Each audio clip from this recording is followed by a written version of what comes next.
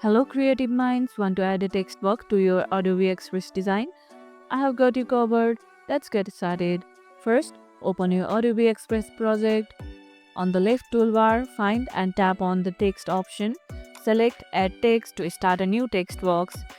Type your text into the box and adjust the font, size and color to your liking. You can move the text box anywhere on your canvas by dragging it around. Resize the text box by dragging the corners for the perfect fit, and use the alignment tool to make sure your text looks neat. If the text box is not showing up, make sure you are on the correct layer or check your workspace settings. What's your go-to font for designs? Let me know in the comments. If this tutorial helped, hit the like button, share it, subscribe and leave a comment below.